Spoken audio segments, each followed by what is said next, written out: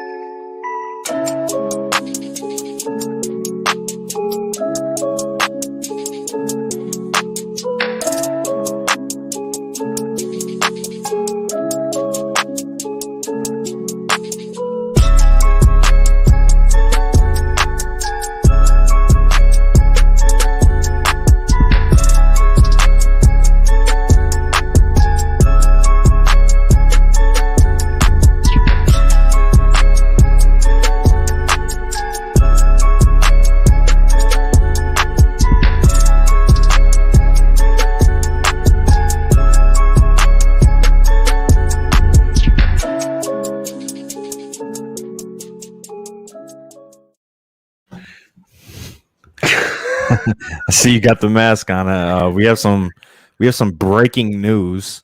One half of the DFS dose has coronavirus. Yeah. What is your experience with coronavirus so far?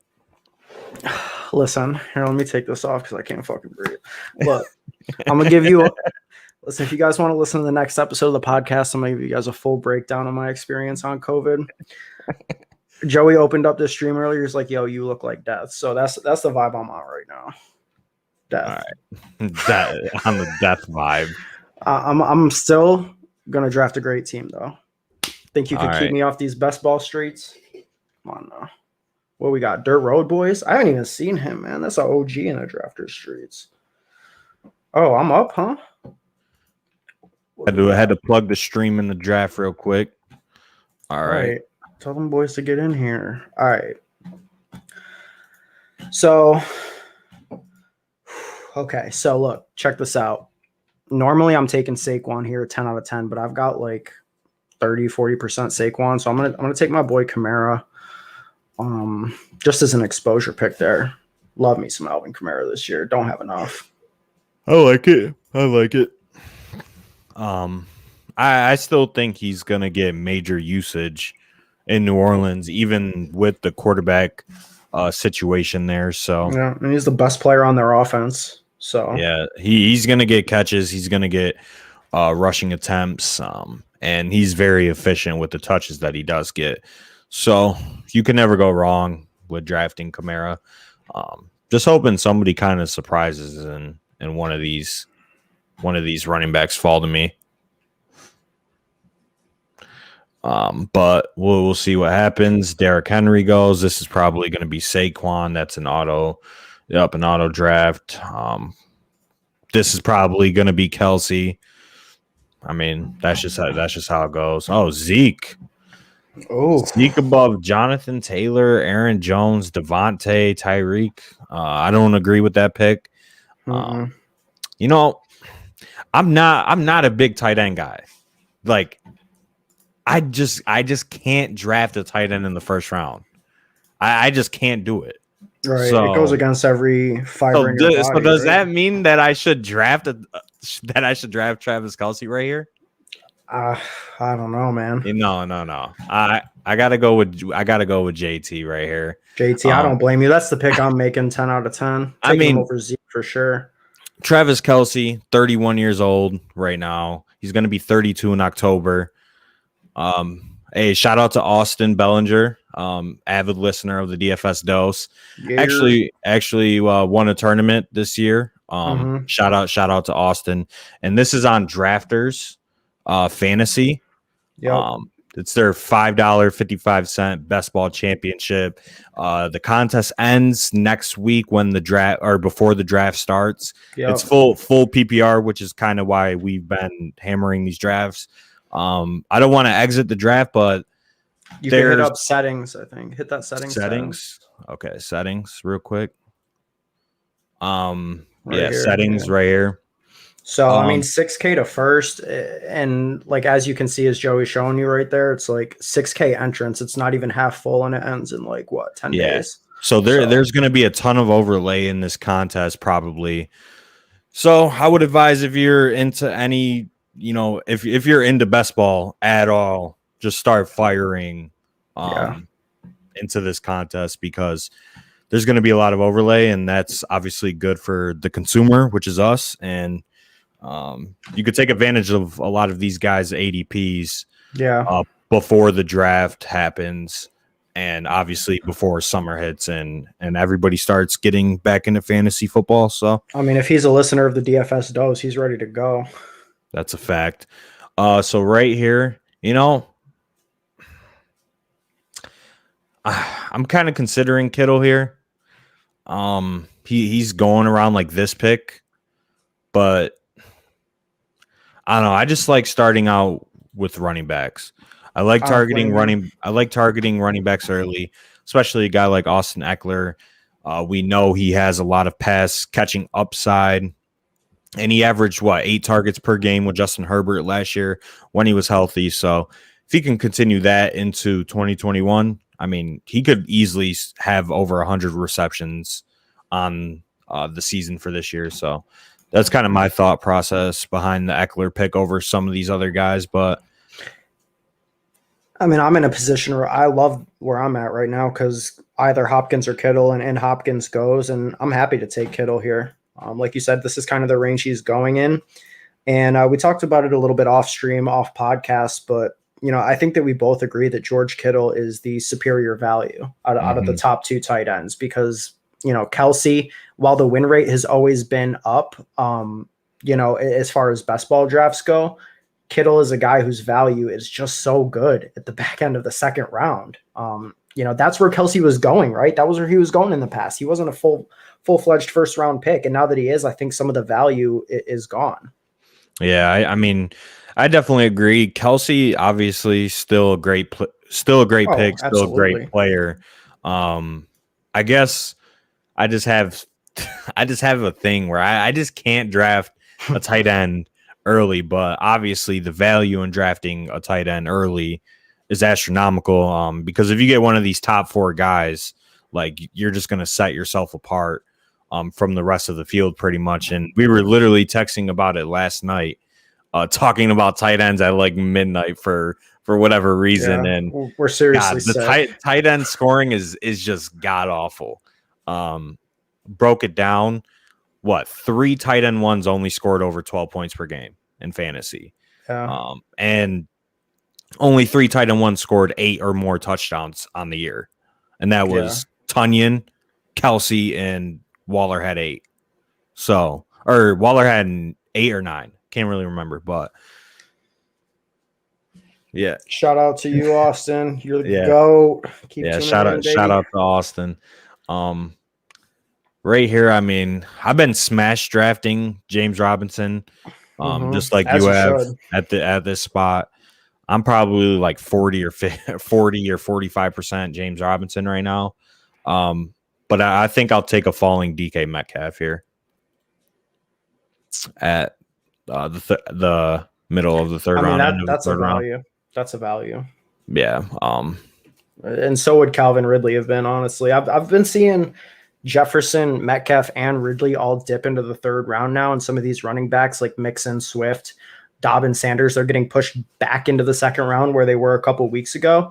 And I mean, if you're getting AJ Brown, DK Metcalf, Calvin Ridley, like those are 3 guys that, in my opinion, all have wide receiver 1 overall upside. And in the third round, like that's just incredible value. So I'm hammering that. AJ Brown's a guy I'm drafting every time, and you got Metcalf, Ridley. They're in the same tier for me. Love all 3. Yeah, I have 0 AJ Brown, and I'm kind of mad about that. I mean, I was on record last year. I was wrong saying that I was fading AJ Brown.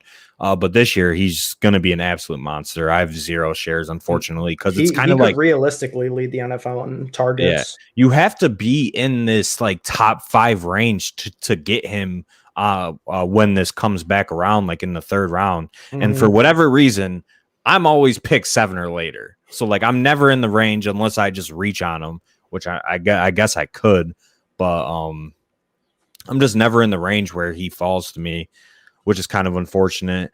But this is the tier of running backs. This is a dead tier for me personally. Yep, I want no part of Josh Jacobs.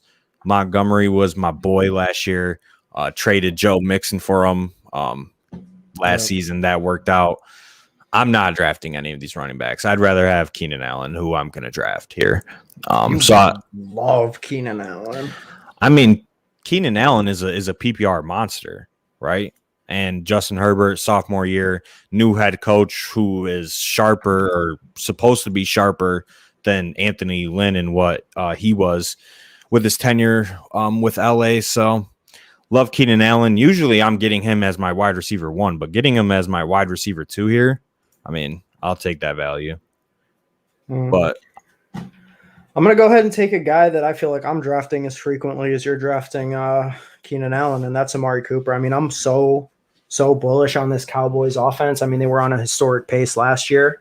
In the last draft we did, I don't think it was on stream, but I was able to get Cooper, Lamb, and Dak with my 4th, 5th, and 6th round pick. I mean, I would do that again if it presents itself here. CD usually goes in this range, right at this 4 or 5 turn. But if he falls to me, I'll definitely take him. He usually goes literally at like 5'1", 5'2". Yeah, every single CD's time, draft. But what I kind of want to talk about besides our teams is Julio versus Calvin Ridley. Because I would say the generic fan base of the NFL still perceives Julio as the guy there and the guy to own. I think I could be wrong on that, but us in the best ball streets and in the drafters streets and the underdog streets, I'm taking CD Lamb. And the underdog streets, we view Calvin Ridley as a superior fantasy option for 2021. So, like, I don't know. I don't know. I think Julio, if you can get him in the 5th round, like I know he went in the 4th here, but if he falls to the 5th, I think he could be a better value than Calvin Ridley, to be honest. The thing with that to me is that Julio, in the way I would have it ranked, would be behind DJ Moore and CD Lamb, just for pure downside of his age finally catching up to him. No disrespect to what he's done, and the upside that they offer as young, explosive players, especially CD Lamb, who I think we'd be, drafting in the Justin Jefferson range if Dak had been healthy all year. 100%. So CD to me is a guy who's a value in the 5th round, whereas Julio Jones, like, look, if I keep betting against him every single year, eventually I'm going to be right. Yeah, I mean, have I lost money 3 years consecutively taking a hard stand against Julio? Absolutely. But I just, so maybe I'll make some of it back. I don't know, because I'm gonna take Robert Woods here, and I'm just solid. high. I'm high on the Rams offense. I know you are too, but I think they're Super Bowl contenders. I would not be shocked if the Rams make the Super Bowl in 2021 behind Stafford, Woods, Kupp, Sean McVay, obviously a great coach, Cam Akers, solid team. But did you see the Rocket Mortgage commercial that they disguised as the Rams draft room? Yeah. I mean, the house is pretty dope. I'm not going to lie. The house is dope. That house was dope, presented by Rocket Mortgage. But just going back to the Julio thing for just one more point. Yeah. I don't know. I think if Julio is healthy for the full 17 games, which I know is kind of asking a lot, he's been injured recently. I don't know. I think he scores more fantasy points than Calvin Ridley if they both play 17 games.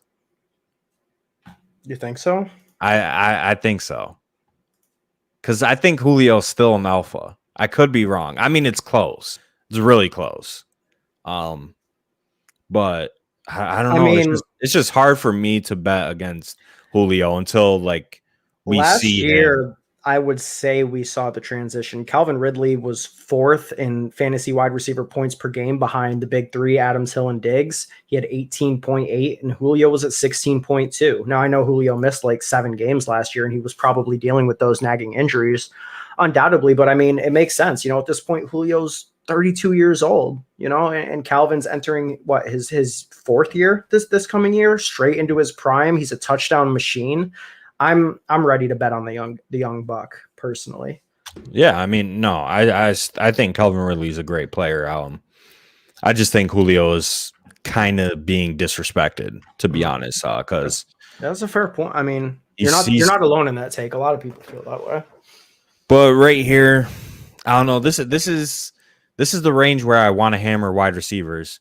And if I'm getting Kenny Golladay as my wide receiver 4, I mean, arguably he could be going above Woods, Thielen, Deontay, Chris Godwin. If he played the whole season last year, he's a 4th-round pick, right? Or like, yeah, I mean, or for sure. maybe even at the end of the 3rd round. I mean, in these drafts last year, we were hammering him at the 2-3 turn religiously. Yeah, or at least I was. I guess you can be scared of him going to Daniel Jones, but he should be a good player for the Giants. We obviously know that he is a crazy deep threat. What does he average? Like 17 yards per catch throughout his career. So, I mean, as my wide receiver 4, I love Kenny G there, to be honest. So at my last turn, I did miss CeeDee Lamb. As you saw, he got sniped right before me. I ended up going with Javonte Williams, who is a tier, not necessarily a tier above the guys that you were talking about as being in the dead zone with the David Montgomerys and Josh Jacobs. But I think if he goes to the right situation, the way I'm, hearing about Javonte Williams, I think he could be a huge year 1 producer, and I like the discount you're getting off of him. So even though I wasn't able to get that CeeDee Lamb, I'm still going to get my Dak Prescott share there. Might be a bold take to take him ahead of Lamar Jackson, but as far as I'm concerned, he is the QB3. I think that he is right in that Patrick Mahomes, Josh Allen range, and he's being discounted because of the injury last year, but they got the deal done, and this offense remains absolutely loaded. So yeah, no, I mean, Dak Prescott has overall quarterback 1 upside, 100%. Absolutely. And it's getting him as the quarterback 3 off the board. Yeah, that's fine. I mean, the Cowboys offense is going to be one of the best offenses in the league next season. So go ahead and take your boy here, DJ Chark. I've gone up and down on DJ Chark, but this is more of an exposure thing because I do want exposure to DJ Chark. I'm not super bullish on him, but I have a lot of Chase Claypool. I have probably too much Juju and a decent amount of Tyler Boyd. So I'm just trying to get a little bit more exposure to DJ Chark, and I like that it sets up for maybe a little bit of Trevor Lawrence action later. Who knows? Yeah. My concern with Chark is I don't know that they don't add another alpha wide receiver. Depending on who goes in the 1st round, they might be sitting there with the first pick in round 2, and they could add a wide receiver in that spot. Absolutely. Yeah, but I mean, the Jags have so many positions that they have to fill throughout the draft. That would kind of be a luxury pick. I've seen some Travis Etienne rumors going to Jacksonville. Luxury pick. Yeah, that would be the ultimate luxury pick. I don't think they'll do that personally. They have so many holes. Literally crying tears for all my James Robinson shares, bro. Oh my God, please don't let that happen. I saw that today too. It was a tough. Yes, scene. Yeah. I don't think that's gonna happen though. So right here, I could go with Herbert right here to get my I think I have to go with Herbert here. I mean, it makes all the sense in the world for your team with Austin Eckler and Keenan Allen. I mean, knowing my luck, he would have got sniped had I not taken him. So there's that. But yeah, with Keenan, Eckler can probably target one of the tight ends or Mike Williams in the later rounds.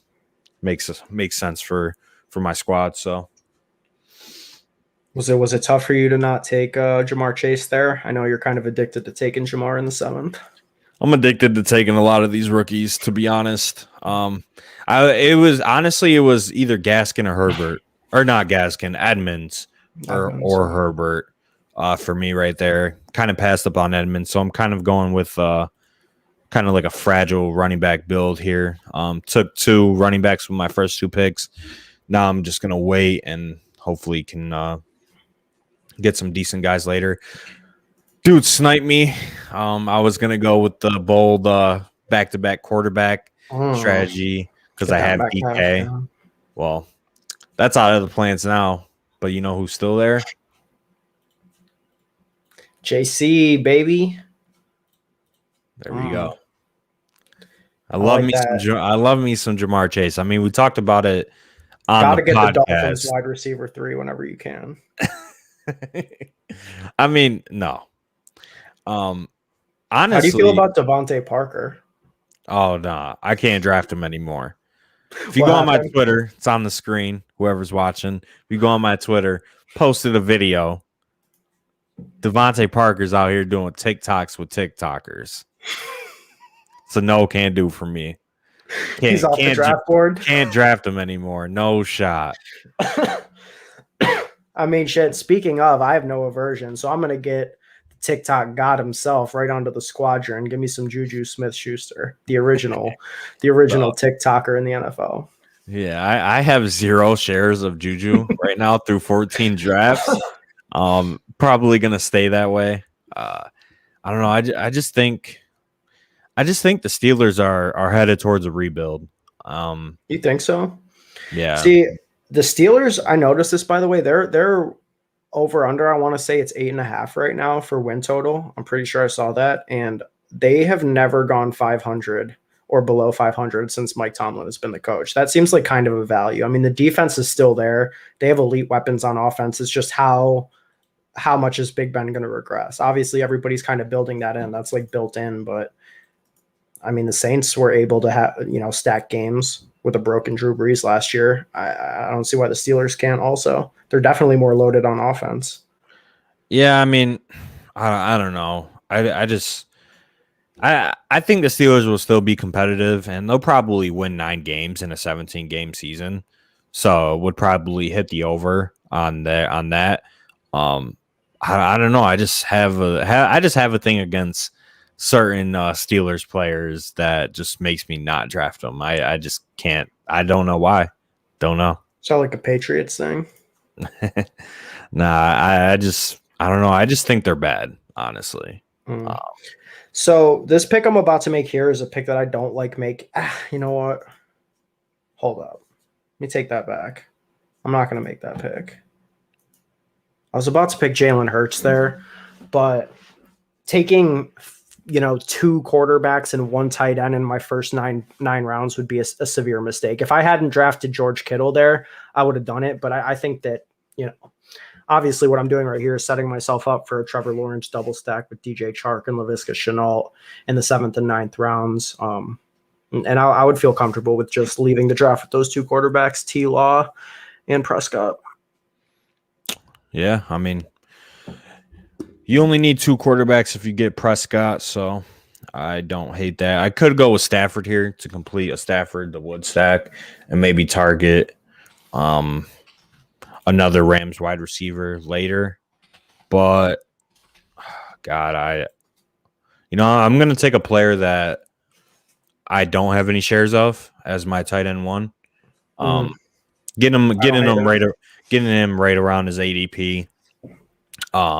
Obviously, we know his measurables. We know that he's an athletic monster. He's probably one of the more talented tight ends just in terms of raw talent in the NFL. Just kind of hoping that the Broncos get their quarterback situation figured out, because Drew Lock is not it, but Noah Fant has just as high of a ceiling, I think, as most of the tight ends in the NFL, especially some of these guys going above them like TJ Hawkinson, Goddard, Mark Andrews, etc. Yeah, for sure.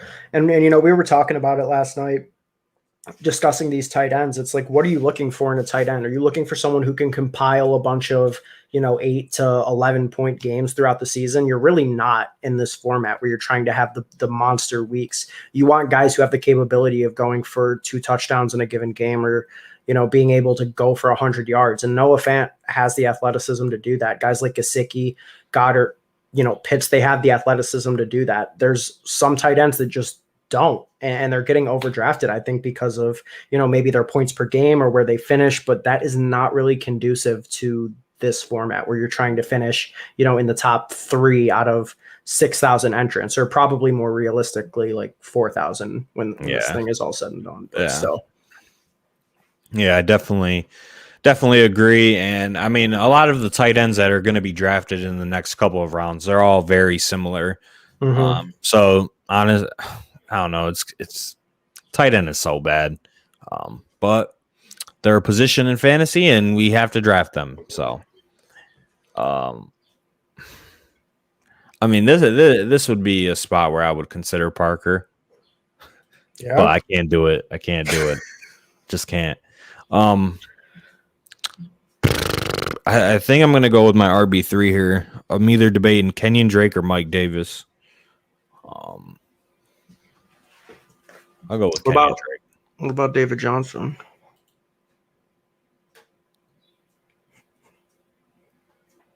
Don't ever mention David Johnson's name on this stream ever again. I really wanted Kenyon Drake there. I didn't want you to snipe me. David Johnson is horrible.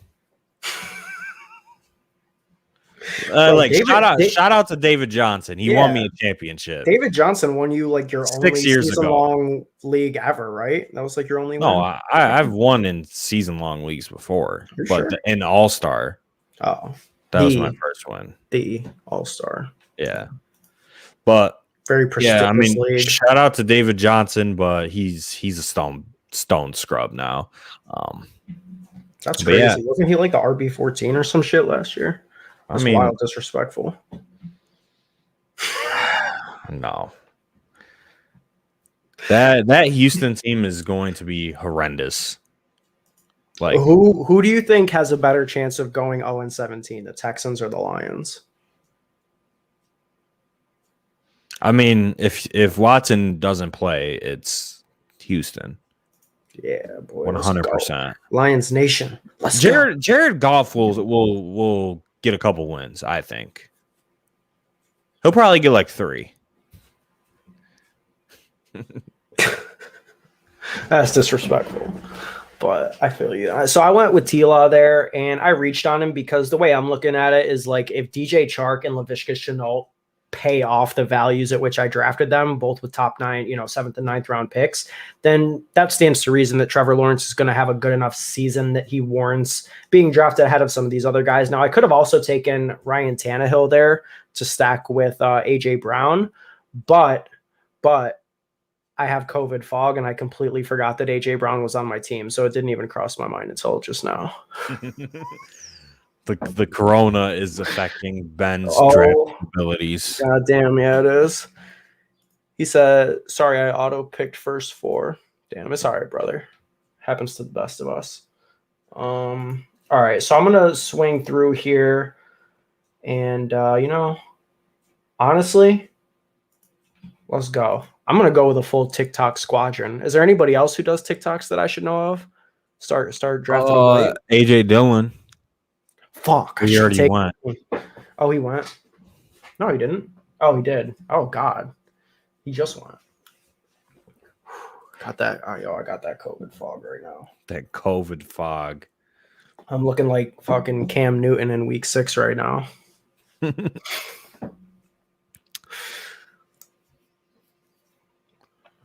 All right. It's about to be my pick. Let's see who falls to me here.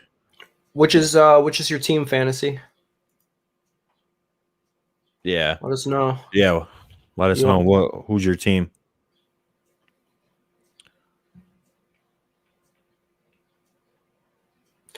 Are you on board with this Jeffrey Wilson Jr. nonsense? I see him getting hyped up a lot. I don't see what he's really done to warrant the hype over like Raheem Mostert, and the 49ers are bringing in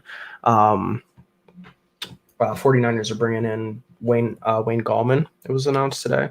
Yeah, I mean, I think Mostert is still there. He's going to get touches. Wilson's probably going to get touches.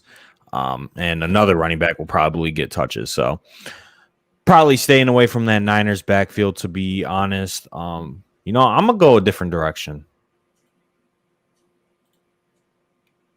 I'm gonna take Watson. I took Watson right there in the 11th round. Obviously, that means I have to draft a quarterback 3, which I will. I think it actually means the opposite, because this team is either dead or he plays 16 games. And you're sailing to the money. I mean, I don't have any Texans wide receivers, and I probably won't draft one. But kind of the projection is that his situation clears up and he goes to another team. I mean, that's not the expectation, though. That's what I'm hoping with this would pick. make this team look good. Yes, that's what I'm hoping with this pick. And obviously, if you're drafting in a large sample, I mean, I only have 14. Probably end up with more throughout the next week. I think you're going to want to have him on at least a couple teams.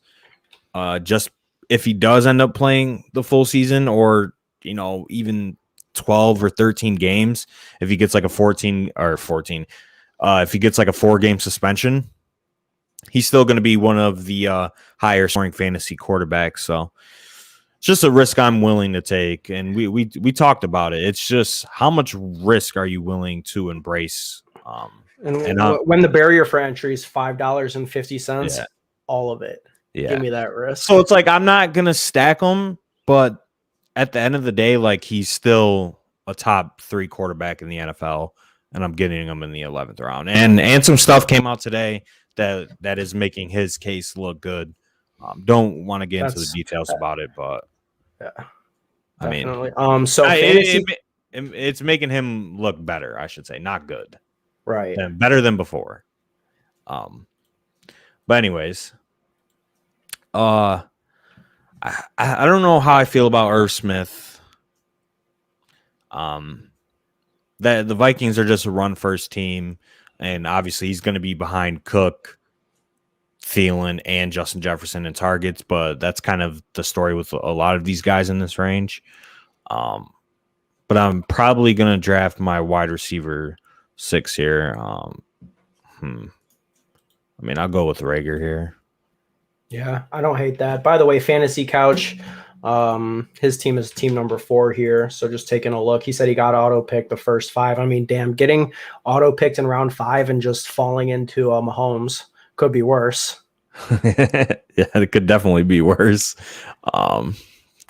But let's see what he does with this pick. Yeah, I mean, it looks like he's set on his. I mean, he's got 2 top 5 quarterbacks in Mahomes and Kyler Murray. He's got 3 tight ends. So, I mean, he's probably just hammering running backs and wide receivers for the next 8 rounds. That's what I would be doing. And I mean, you're getting starting wide receivers in this range. Like you're gonna get wide receiver 2s. Like, I mean, Denzel Mims, Crowder, Gabriel Davis could be the second option on the outside for Buffalo. Henry Ruggs is probably a starter with Aguilar leaving and Tyrell Williams leaving. James Conner, you love that boy. Like I don't. It's not even that you're a James Conner stan. You're a James Conner stan. That's a false accusation. You just hate James Conner. You just hate this man. I don't hate him. He sucks at football. You know who I'm going to take right here? I think he's a fine pick in the 12th round, bruh. He's my running back 4 in the 13th round. His ADP is like 90. Sorry, that's the first share I've had of David Johnson this entire season. Sorry, viewers. He's drafting some stoned bums at the running back position. Well, Javonte could be good, but he'll probably. I mean, what's the realistic expectation with a lot of these rookie running backs? They're probably going to be in timeshares, unless one of them falls into Pittsburgh, which he'll probably draft a running back. Or Atlanta. But I still think they'll use Mike Davis because they did give him $6 million. You don't give a player $6 million and not use them, especially when you have nobody else on the team, I think. Well, James Conner, to me, I'm not expecting him to be an every week starter, but to me, he's in the same range as the guys who went right before him, Gus Edwards, Tony Pollard. If Edmonds goes down, right, then Conner could be in that 18 to 20 touch range per game. So I'm not necessarily expecting it. And at this point, the way that I'm drafting, I'm loading up on these guys, guys with upside in specific situations. That's how you got to attack best ball. It's a long season. People are going to go down. Maybe I get 3-4 weeks of James Conner. Yeah, exactly. Oh, yeah, even true. I wonder if the next edition of this tournament is going to be a 17-week thing. We'll have to see. Because, I mean, you would expect that Drafters, Underdog, all these companies are going to be launching, secondary tournaments once the draft ends. We'll have to see if they're a different format because the news of the 17th game season was announced after all these tournaments were originally launched. Yeah, I mean, shout out to JM taking Gabriel Davis in the 13th. They'll probably change the tournament, the new tournaments that they put out to 17 games 100%. I don't see why they wouldn't. But yeah, so I went with Jonnu as my tight end too. I mean, I just think he has touchdown upside this year in the Patriots offense, and we talked about it on one of the podcasts after free agency.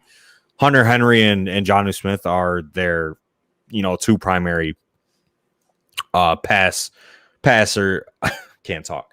They're two primary pass catching options for the Patriots. I think that Aguilar and Kendrick Bourne and Jacoby Myers are behind Jonnu and Hunter Henry in the pecking order. Bringing back the glory days. Yeah, that's literally.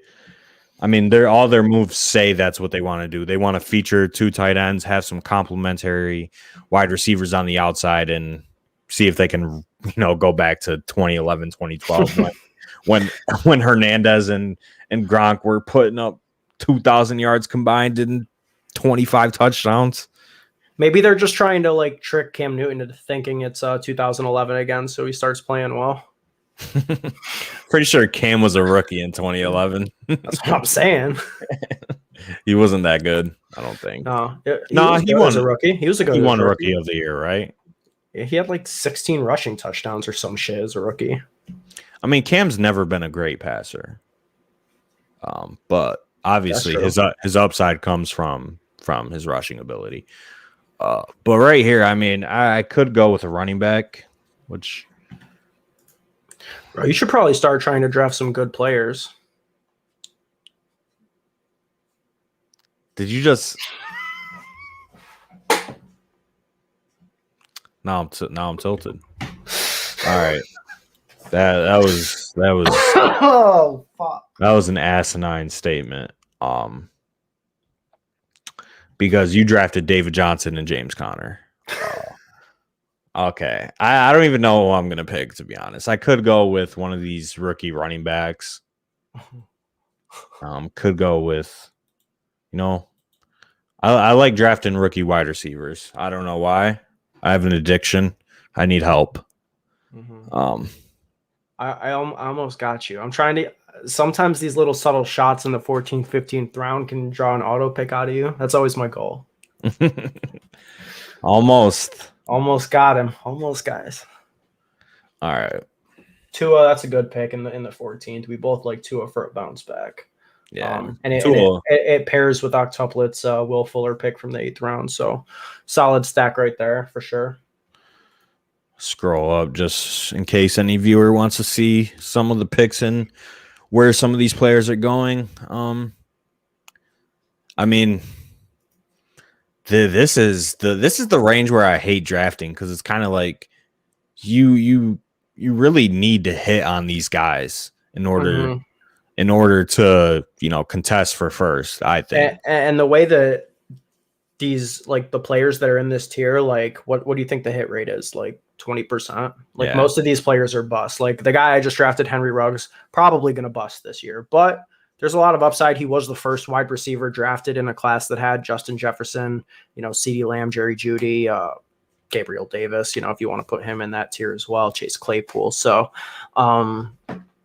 Ruggs should have the upside. Yeah. Maybe they get a little bit better as far as deep passing goes with Derek Carr this year. Yeah, and I mean same thing with my Bateman pick as my wide receiver 7. I mean, he's a rookie wide receiver. He's probably not going to come in and be a starter, but there's a chance that he gets drafted in round 1. And a growing chance from what I'm seeing. By the way, guys, check out our upcoming podcast on Thursday morning. We're going to be dropping. Yeah, we found some of these draft props, literal free money. I can't wait to talk about it on the pod. Last year was a lot of fun. That was one of my favorite podcasts talking about and you hit the Joe Burrow hugging his dad. That was that was a stone lock. Why would this man who just got drafted number 1 overall, why would he not hug his father? Yeah. That was the man who pushed him, right? Who pushed him to be. Yeah. That's his pops. You're gonna hug your dad first. But yeah, so that's gonna be an exciting episode. So make sure stay tuned for that. Trey Sermon, I know absolutely nothing about him, but I have way too much Alexander Madison exposure as it is. So let me just, I needed an RB5 at this point. It's a roster construction thing. Maybe he lands in a great spot. Who knows? I mean, this is the best pick in this round. I Justin don't care what Fields. anybody says. Fantasy Couch is fucking with my Ruggs pick. No, Ruggs is a good best ball player because, like we were talking about, it's a $5 contest, right? So it's like $5. Who the fuck cares, And you're shooting for first place. Ruggs is the guy in theory that has a very high ceiling, correct, and can break off long touchdowns at any given moment. Will it happen? Probably not.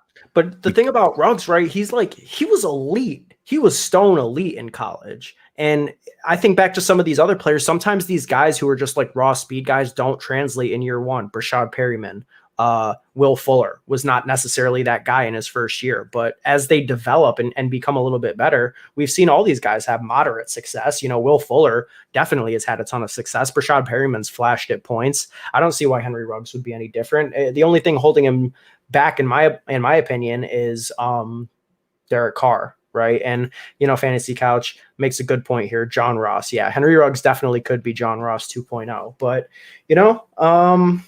John Ross, maybe he bounces back with Daniel Jones playing the. I mean, John receiver. Ross probably won't even get on the field. Let's be real. You don't think so? You don't think he's gonna? Unseat Godius? He'll have what? 20% snaps, 30, yeah. Maybe. That's probably pushing it. He might get 10 targets all year. Like Darius Slayton, Kenny Galladay, and Sterling Shep is the clear-cut 3 wideout set in New York. Like, and then there's some don't forget Evan Ingram, Saquon Barkley. At best, he's like the 6th option on the team. Yeah, I was drafting some John Ross earlier this offseason though. That's how much degenerate I am. It was kind of a bad landing spot for fantasy wise. It was, him. Especially going to a quarterback who can't hit a deep ball to save his goddamn life. Shout out to Darius Slayton losing me money last year. Yeah, but and then they go out and they sign Kenny Galladay after. Yeah, it's not looking good for good old John Ross. Maybe after this year he can go to a team where he can actually try and get some playing time, hopefully. But just going back to our teams, I mean, Trey Sermon. I've seen people rank him in the top 3, top 4 of their running backs for their rookie rankings. So I don't mind it. And if he goes to a team that will put him in a committee, I mean, in round 15, just taking a shot. I took Cam Newton as my QB3. I have to take 3 quarterbacks if I'm drafting Watson. That's just the reality of it. Didn't want to, but can't take the risk with drafting 2. Even with Watson right here. I don't know, bruh. I do not know. Standard default pick. This man loves Gerald Everett. I mean, I've never seen somebody go so hard for a 2nd round draft bust who could barely outsnap Tyler Everett, but I mean, God. Tyler Higbee. Tyler Higbee. Holy shit. I have such bad COVID right now. Well, so, all right. Tell the people why you love Everett. I'm sure we'll get into it more on the podcast, but. I mean, we'll talk about it over the season, but he may or may not be my tight end for this year. Still debating on it. You kind of, convinced me to keep on thinking about it throughout the months. But I mean, just from his athletic profile, he's one of the more athletic tight ends in the NFL. Ran a 4.6 40-yard dash, has like a 95th percentile burst score. And he's going to an explosive offense with Russ, Metcalf, Lockett. And, I'm just hoping that they just allow Russ to cook some, and there's no Greg Olsen there anymore. Will Dissly is, just a scrub. Hollister left, correct? He went to Buffalo. So there's some targets open. David Moore left. He went to Carolina. So that's 100+ targets gone immediately from the offense.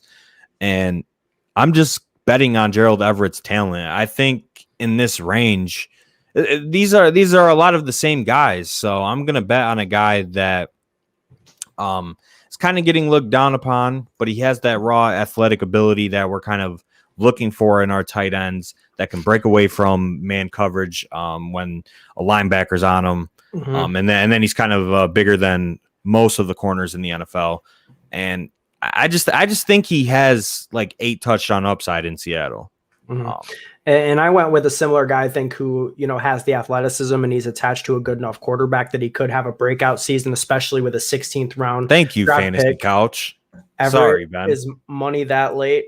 Oh, yeah. It's just that's honestly a good point. But here's why I'm roasting Joey, because he'll also draft him in the 13th round. No. I sent you the screenshot.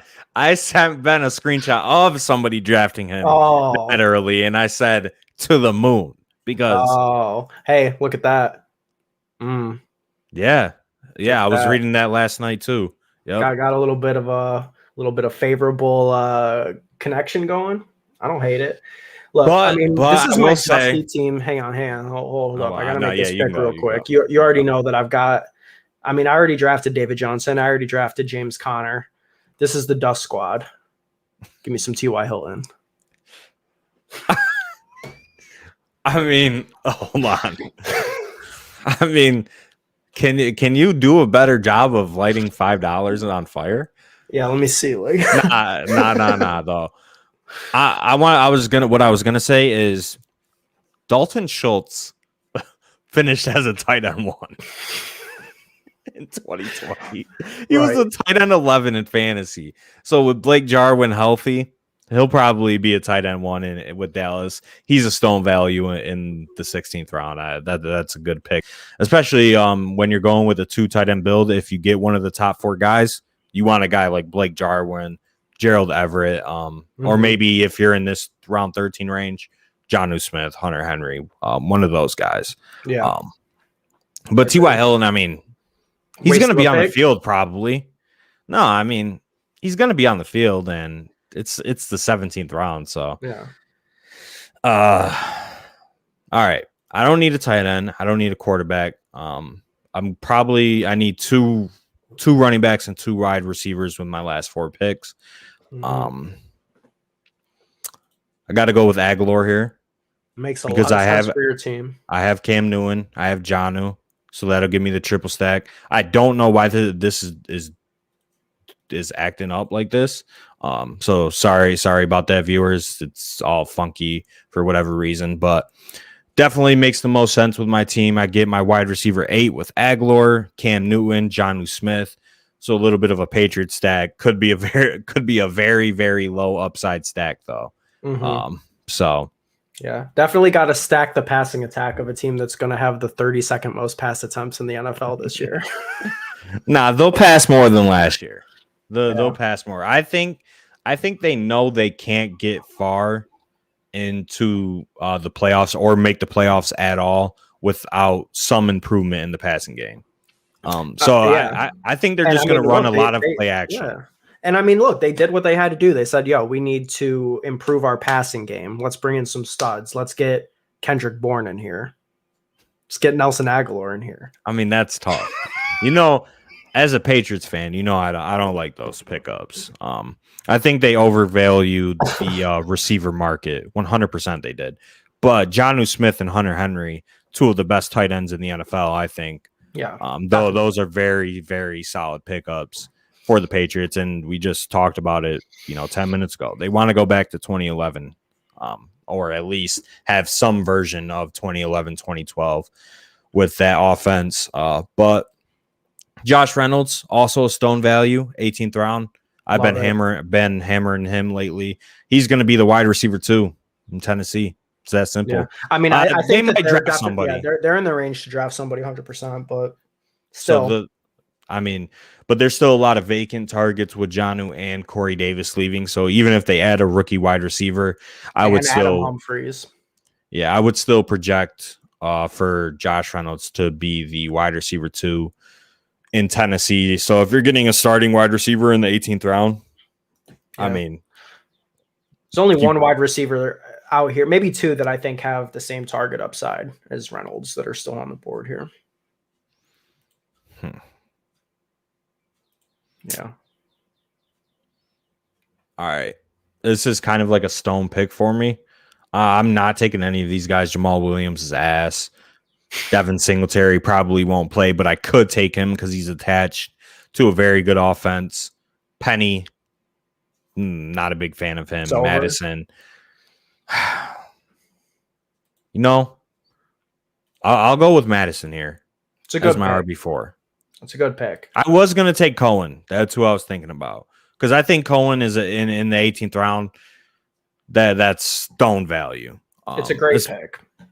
Especially on a full PPR site. Like Tariq Cohen, I think will end up being a 15th rounder after the draft is over and we get back into the swing of things for the summer. But I mean, I think Madison is the right pick for this format, especially when you're like targeting fragility and potential upside, because, you know, yes, Tariq Cohen is definitely a safer floor play. He's had 270 catch seasons. That's not even in Madison's range. But like we talked about, you know, Dalvin Cook goes down, even if it's only for 2-3 weeks, you could be getting 20 spots out of Alexander Madison every single time. And we know he's got the talent to step in.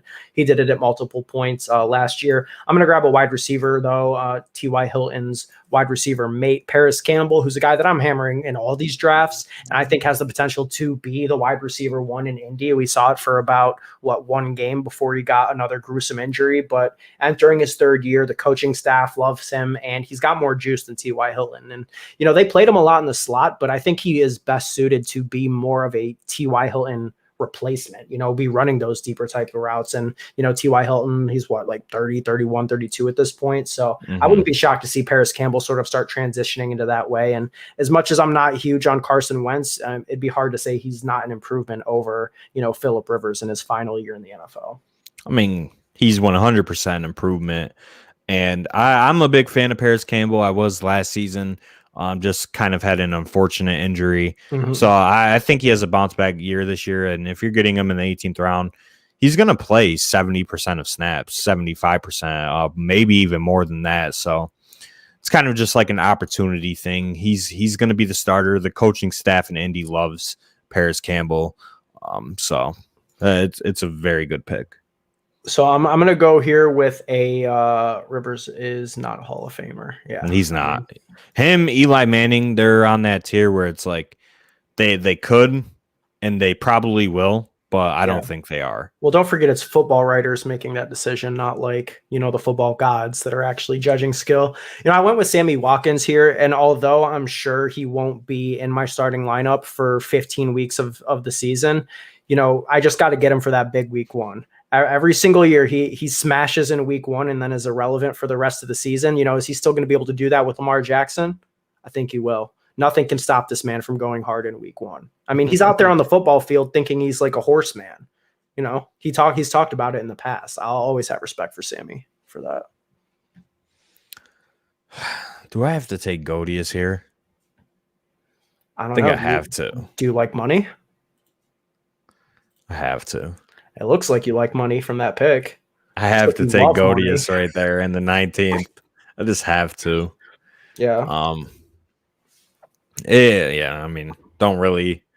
He like we said, he's gonna be in 3 wideout sets for the Giants, and he's still a deep threat burner. And you know, that's my son. So yeah, I mean, I feel really good that I'm glad I was able to put you onto him last year.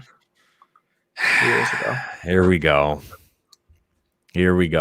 I'm not even gonna repeat myself at this point. I'm the founder of the Darius Slayton. Yo, I knew this kid was gonna be something. Facts. I was on no homo. I was on Darius Slayton for anybody else on record, on Twitter. Look it up. Yeah. Swear to God. Ben's team equals great. Goddamn right it does. Except tight end depth. Well, here's the thing. Like, I mean, from my understanding and the research I've done about best ball, if you're drafting a tight end in the first 2 rounds, what you have to do basically is just draft 2. It's going to be the optimal construction. Now, the mistake I made, and I'm going to attribute this to like the COVID fog in my brain right now, is that usually I'm not drafting a tight end and a quarterback highly. Like Prescott and Kittle. Usually I want to go 5 between the 2 onesie positions. I ended up going 4 in this draft, but you make your last pick here. We'll review the teams in a minute. Tevin Coleman. Yeah. That's your boy in the last round, huh? Yes, sir. I mean, I would have taken Tariq Cohen over him, but obviously couldn't do that. So Tevin Coleman in the last round, I think he's the starting running back for the Jets, but they could draft a running back for sure. But as it stands right now, he's familiar with Robert Saleh, played with him in San Francisco. Mike LaFleur is in New York as well. So I think there's a little bit of a connection.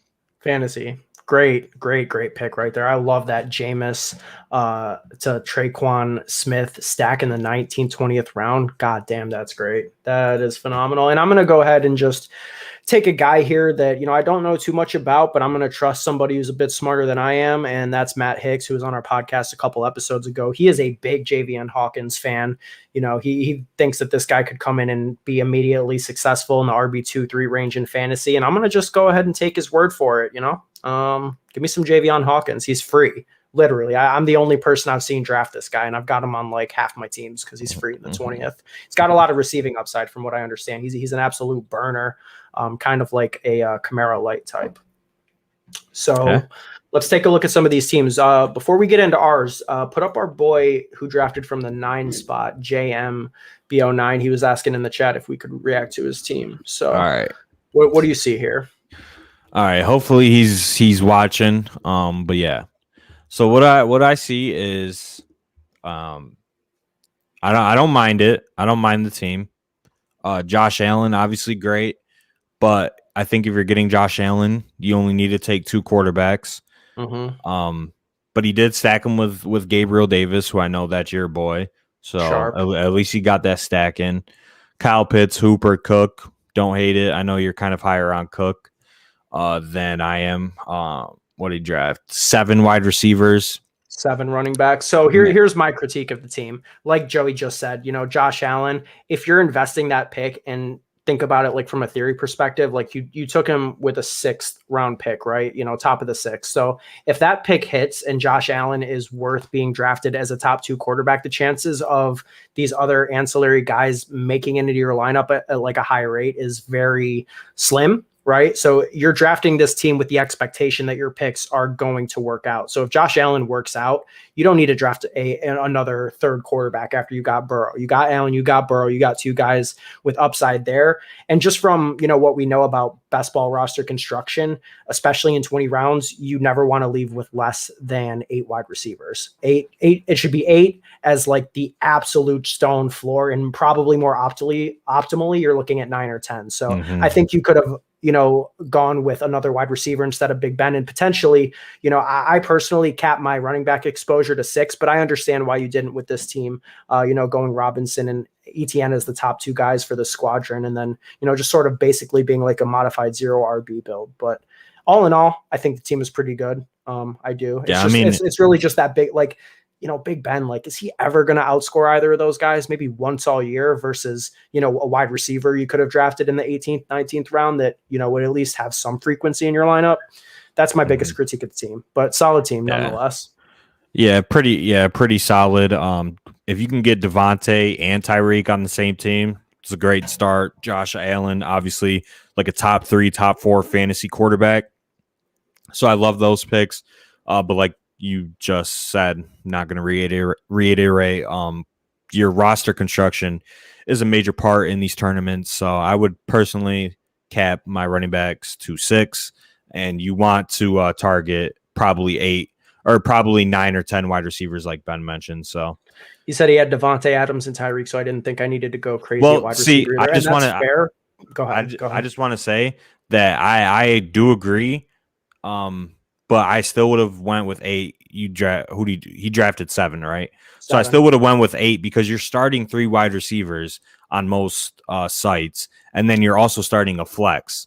And in full most PPR, of the time, we know that the wide receivers are going to be. Yes, most of the time the wide receivers are going to be in your flex spot throughout the course of a 16, 17 game season. So that means you're starting 4 wide receivers pretty much every single week in best ball. So I think just having like more wide receivers gives your chance like your team a higher variance to have higher scores. Right. It definitely adds to the variance of your team, which may not be optimal for cash games, which is why 3 quarterbacks is almost always optimal for cash games in best ball. But again, for these things, we don't even want to really be in the money. Like we should be drafting these. It's such a negative EV thing that if you're not drafting for first place, you probably shouldn't be drafting in it at all. But do you want to, pull up another one of these teams? What do we got? Maybe do this fantasy couch team here. Yeah. Fantasy couch team. I mean, same thing. If you're getting Pat Mahomes and Murray, but he did say he got auto drafted. So maybe he didn't want Mahomes in that spot or whatever. But yeah, Mahomes and Murray, although the Winston to Traquan stack, like you mentioned, is a solid, 19th, 20th round stack. You didn't need Winston on this team, especially with Mahomes and Murray. 6 running backs, solid. Hot, JJ Lockett, pretty solid. I personally don't like any of these guys from this down. Traquan is fine, but I mean, we talked about it on a previous stream. He doesn't need to do much to outperform his ADP. And tight ends, I really like the tight ends. So I do as well. Yeah, I mean, this is a super solid team. I love the Murray to Hopkins stack. Can't go too hard on like Justin or Josh Jacobs is a guy that I'm never really drafting right now. I mean, I think the value is just clearly not there with the Kenyon Drake signing, especially when you can get Kenyon Drake. Where'd you get him in the 10th round, right? That's where you took Drake, or was it 11th? Drake, 10th round. Yeah, 10th round. So if you're telling me you can get a guy like Kenyon Drake who, maybe he'll get like 8 to 10 less carries per game than Josh Jacobs, but he might get 4 to 5 more receptions per game. Like the value is just not there for Josh Jacobs. But as we said, that was an auto pick by Fantasy Couch, so I'm not going to give him too much grief there. Same thing with the Mahomes. Yeah, but I mean, pretty solid team. I just think that Jacobs pick was horrible. Facts, dude. Facts. I mean, I've seen some people that we follow and have talked to personally saying that they like Josh Jacobs this year. And I mean, he's still going to get touches. Like I would still expect Jacobs to get 15 touches per game. It's just, he's probably not going to factor into the passing game much. And on a full PPR site, that's kind of what we're hoping for. And if we're not getting that out of him, I'm probably staying away in the 4th round. And that goes for David Montgomery too. We don't have to go over this dude's team, but I think these are 2 running backs right here, D-Ma and Jacobs, that they're just going to lose passing down work. Like Montgomery is going to lose all of the passing down work to this player that went in the 20th round. He's going to lose all of it to Cohen, all of it. And then he might lose some 1 and 2 down work to Damian Williams, who they signed. So that's a full-on committee and running back committee in Chicago, and I'm not drafting David Montgomery in the 4th round. I'm sorry. He might not be blessed enough to run against the Lions, Packers, and Texans historically bad defense for 6 weeks straight. The schedule was just absolutely mouth-watering for David Montgomery, which is one of the reasons why I traded for him last year in redraft. Right. And ended up working out. But yeah, he's not going to get blessed with that schedule again. Tariq Cohen is one of my favorite late-round running back picks. I mean, this is a guy that's had 270-plus catch seasons. And Andy Dalton, I mean, obviously not a great quarterback. And I don't have any stats or anything to say how often he throws to running backs. But Cohen's going to be on there. Yeah. And Gio had some good pass catching seasons. Dalton. Yep, he did. So I think Cohen is one of the best values in the draft. But let's go to your squad.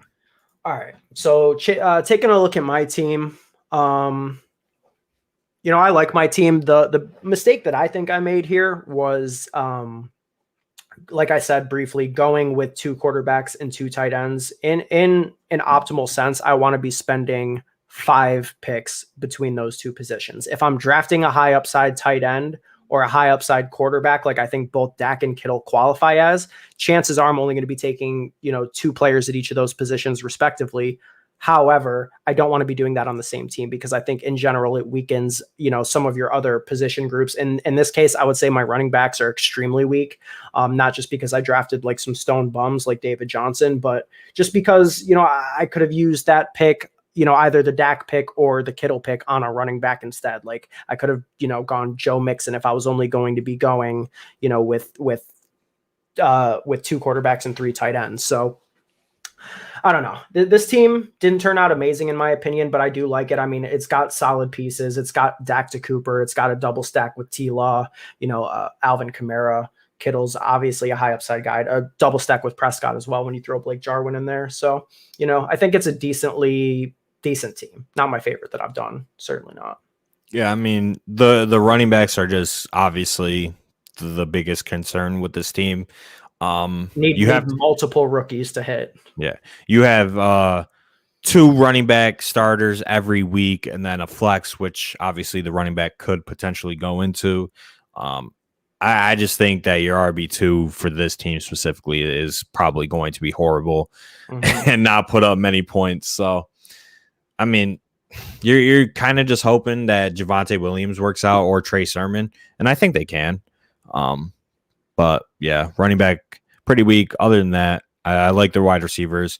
Prescott to Jarwin and Cooper is solid. T-Law with his 2 wide receivers are solid. I'm high on the Jags this year. Yep, no doubt. Let's see what you did over here. Right. What do you got? Final breakdown of my squad. Ended up going with 5 running backs. Could have went with 6. Decided to go with 5. When I got JT and Eckler. 3 quarterbacks. This was under any other circumstances, I would have just had Herbert and Watson, but decided to get Cam Newton after my Jonnu pick for that stack and ended up getting Aguilar as well. Herbert, Keenan, Eckler, little stack right there of the Chargers. I like my running backs. I don't know. I like my team a lot. I got solid depth at the wide receiver position. Take a shot on a rookie too with Bateman. I think I drafted a pretty solid team here. Yeah, I'll give it to you 100%. I mean, this might be the first time you've ever outdrafted me in a best ball team we were both in. No, I honestly, though, I do really like your team. I think Eckler's a solid value at any time you're getting him in the second round. Doesn't matter where. You obviously had good stacks in here. Herbert to Keenan to Eckler, that all makes sense. You got multiple stacks on the Patriots. Cam to Jonnu to Aguilar. Arguably those 2 should probably be the top 2 targets in New England, and you've got them. So I mean, I think it makes a lot of sense, and I like the roster construction. If you find yourself in a position where you're spending 6 picks on the 2 onesies, 3 quarterbacks, 3 tight ends, then this is definitely the optimal construction. You're going to want to go fragile at running back with 5, and you're going to want to have 9 wide receivers. So I think that everything makes sense with this team. Solid team, 100%. Yeah. And I mean, this team could be very, very good if Watson plays. I still think it's going to be pretty solid, even if he doesn't play. But if he plays, I think this could be a team that could do some damage potentially if everything works out. But God, we got to fade like 6 months of football activities, and drafting this early comes with some risks. Like 4 of these guys in my wide receiver pool. I was thinking about this earlier. Like 4 of these wide receivers could get hurt before the season even starts. Nah, but they'll probably have some virtual offseason. I know the players are like kind of revolting against the NFL and their teams right now, but but pretty solid team, and shout out to everybody still watching. And we appreciate guys. We'll be back. We're in these drafts every single day. Like we stream 1 a week, but we're in them every day. Like we mentioned earlier, I'm gonna just go back to. I guess I can go to the homepage now. Here we go. Here's the breakdown. Still, 3,280 entries left, and it's not going to fill. So we're going to be up in there from now up until when does it end? The 29th, the start of the draft. So. Hey, I mean, we could take the convo offline, but I'm down to do a couple more streams, honestly. I literally am going to be home with COVID. So, you want to do a couple streams throughout the week. Maybe we'll catch you guys again soon. Yeah, I mean, I'm down for whatever. But yeah, I mean, if you're still watching, you got to get in here. Yeah, because it's because the thing is even if you're not familiar with best ball, and even if you've never drafted a best ball team, I would still be up in here drafting because you're gaining EV for however many entries overlay. So if there's 2,000 entries that overlay, I mean, you're gaining fake money pretty much. yeah, it's But basically that's a good thing.